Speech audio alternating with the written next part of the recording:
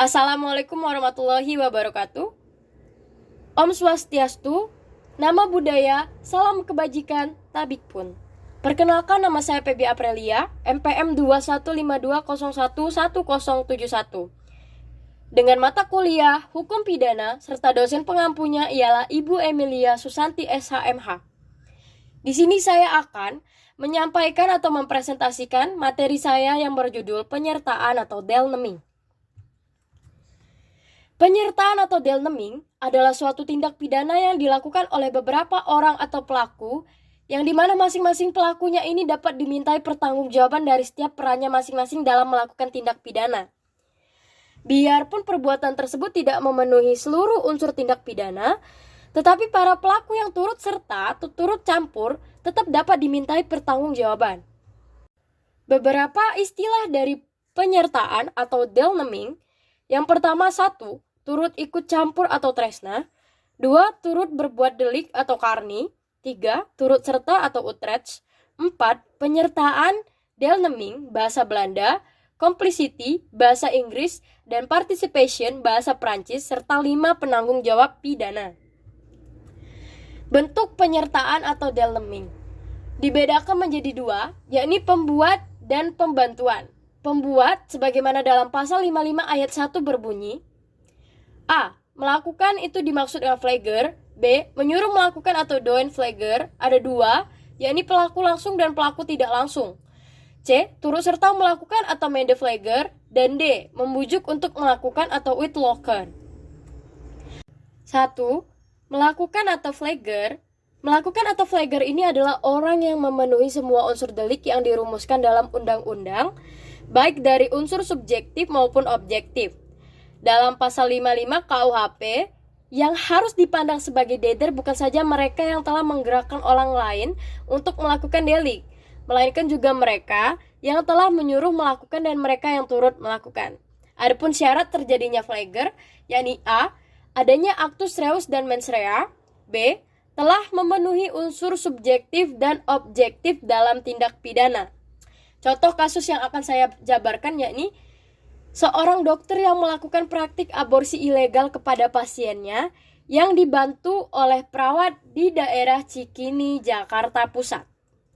Dari analisis saya, dokter tersebut termasuk ke dalam pasal 55 ayat 1 sebagai orang yang melakukan, karena dokter ini tidak memiliki izin pemerintah dalam mendirikan klinik miliknya maupun dalam melakukan praktek kesehatan.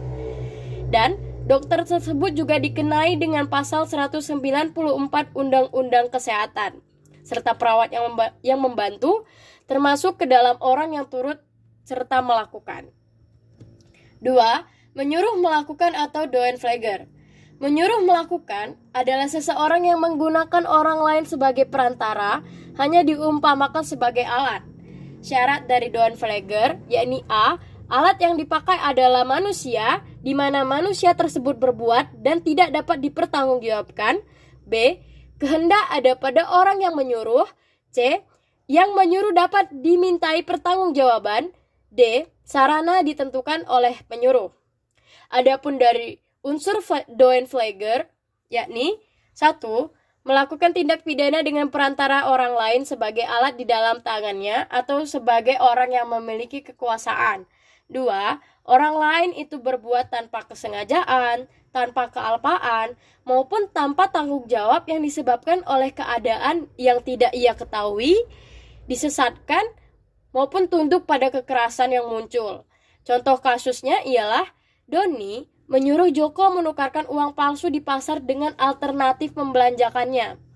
Tetapi Joko tidak mengetahui bahwa uang yang digunakannya ini adalah uang palsu. Nah, dari kasus tersebut, saya menganalisis termasuk ke dalam pasal 55 ayat 1 di mana Doni ini sebagai orang yang melakukan dan dapat dimintai pertanggungjawaban pidana. Menyuruh melakukan dan dapat dimintai pertanggungjawaban pidana. Juga Doni ini terjerat ke dalam pasal 244 KUHP tentang penipuan uang. 3. Turut ikut melakukan atau medeflagger. Medeflagger adalah orang yang dengan sengaja turut berbuat atau turut mengerjakan sesuatu yang dilarang menurut undang-undang. Syarat dari medeflagger ialah A. Kerjasama secara sadar, B. Kerjasama atau pelaksanaannya dilakukan secara fisik atau dalam bentuk nyata, C. Adanya tujuan bersama, D. Harus ada kerjasama yang disadari dua orang. Medeflegger diatur dalam pasal 56, saksi dari medeflegger diatur dalam pasal 57 KUHP, serta orang atau pelaku yang turut serta dan tentang keadaan pelaku diatur dalam pasal 58 KUHP. Contoh kasus dari medeflegger yakni 2 orang pelaku pencuri emas 1, kg tertangkap di Jambi oleh tim jajaran Buser Polres Jambi pada tanggal 3 Juli 2011 pada pukul 8.30 waktu Indonesia Barat di perumahan yang baru disewa di kawasan Pinang Merah Simpang Rimbo. Pelakunya ialah Ibrahim, 29 tahun, dan K teman Ibrahim. Sejumlah alat bukti yang ditemukan adalah uang tunai sebesar 40,5 juta rupiah. Juga ada buku tabungan dengan nilai 27 juta rupiah. Para pelaku melancarkan aksinya dengan cara masuk melalui jendela belakang ruko emas itu pada saat malam hari sekitar jam 2 dan mengambil kotak-kotak emas tersebut. Analisis saya ialah bentuk penyertaan dari kedua pelaku ini merupakan bentuk medeflegger atau orang yang turut serta melakukan atau orang yang dengan sengaja berbuat mengerjakan terjadinya suatu tindak pidana. Dikatakan sebagai bentuk penyertaan medeflegger karena mereka berdua melakukan aksinya dengan cara berbagi tugas. Otak kejahatan ini ialah Ibrahim. Kedua pelaku pencurian ini melaksanakan aksinya secara bersama-sama saling membantu satu sama lain, di mana Ibrahim bertugas untuk memantau toko emas yang akan ia curi dan masuk ke dalam toko, sedangkan temannya K bertugas menunggu di luar memantau situasi. Nah, dari kasus ini maksimal penjara ancaman pidana oleh pelaku dalam pasal 55 dan 363. Dipidana sebagai pelaku tindak pidana mereka yang menyuruh, melakukan, dan yang turut serta melakukan tindak pidana itu pada pasal 363 diancam dengan pidana penjara paling lama 7 tahun. 4. Membujuk untuk melakukan atau whitlocker. Membujuk untuk melakukan atau whitlocker atau juga bahasa pendeknya adalah penganjur ialah kesengajaan orang yang menggerakkan orang lain dengan menggunakan sarana yang ditentukan undang-undang secara limitatif. Diatur dalam pasal 160 KUHP, yakni barang siapa yang di muka umum dengan lisan atau tulisan menghasut supaya melakukan perbuatan pidana, melakukan kekerasan terhadap penguasa umum atau tidak menuruti ketentuan undang-undang, diancam dengan pidana paling lama 6 tahun atau denda paling banyak Rp300. Diatur juga dalam pasal 55 ayat 2, pembujuk hanya bertanggung jawab atas perbuatan yang telah dilakukan oleh yang dibujuk dan akibat dari perbuatan yang dengan sengaja dibujuk oleh pembujuk. Dan diatur dalam pasal 163 BIS, yakni jika kejahatan atau percobaan yang dapat dihukum tidak terjadi, maka akan dihukum penjara maksimal 6 tahun, tapi tidak boleh lebih berat dari yang dijatuhkan berdasarkan percobaan melakukan kejahatan tersebut. Syarat dari penganjur atau whitlocker yakni A. Kesengajaan untuk membujuk orang lain melakukan tindak pidana. B. Upaya pembujukan atau limitatif ditentukan pada pasal 55 ayat 2. C. Kehendak pelaku timbul akibat bujukan. D. Pelaku melakukan perbuatan mana yang dihendaki oleh penggeraknya atau penganjurnya atau pembujuknya. Dan E. Pelaku harus dapat dipertanggungjawabkan. Sebagai contoh kasusnya ialah ketika A memberikan sejumlah uang untuk menganjurkan B menganiaya C, tetapi ternyata B tidak hanya menganiaya C, melainkan juga membunuh C. Nah, dari kasus tersebut saya menganalisis A hanya menganjurkan B menganiaya C, tetapi apabila perbuatan B yang digerakkan A menyebabkan matinya C, maka A dipertanggungjawabkan atas penganiayaan yang menimbulkan kematian. Dan bentuk dari penyertaan yang kedua adalah pembantuan atau medeplichtigheid. Pembantuan dalam pasal 56 KUHP, yakni A, mereka yang dengan sengaja memberikan bantuan pada saat kejahatan dilakukan, mereka yang dengan sengaja memberikan kesempatan atau sarana atau keterangan sebelum kejahatan dilakukan. Nah, syarat dari pembantuan ialah harus ada unsur sengaja.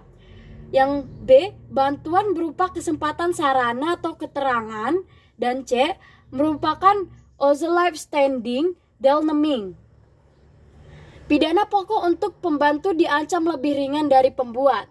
Terlihat dalam pasal 57 ayat 1 dan 2 yang menyatakan bahwa maksimum pidana pokok untuk pembantuan dikurangi sepertiga, dan apabila kejahatan yang dilakukan diancam pidana dengan pidana mati atau pidana penjara seumur hidup, maka maksimum pidana pokok untuk pembantu adalah 15 tahun penjara. Jika perbuatan pembantuan itu dirumuskan sebagai pidana yang berdiri sendiri dengan ancaman lebih berat dari pembuat, maka dapat terlihat dalam pasal 303 ayat 4 dan juga pada pasal 110 dan pasal 111 BIS, pasal 415 dan pasal 417 KUHP. Adapun pasal 231 ayat 3 menyatakan pembantu dipidana lebih berat dari si pembuat, dan di samping itu pula pada pasal 349 bahwa pembantu pidananya ditambah sepertiga. Contoh kasus ialah jika X melihat anak remaja putri yang dicabuli ramai-ramai, sedangkan X ini hanya melihat, tidak ingin mencabuli atau tidak juga menolong. Sementara pelaku tetap melancarkan aksinya sehingga ia meminjam kendaraan milik X untuk membawa korban. Apakah X ini dikategorikan ikut membantu tindak pidana dan bagaimana proses hukumnya? X melakukan pembantuan bersamaan dengan terjadinya kejahatan.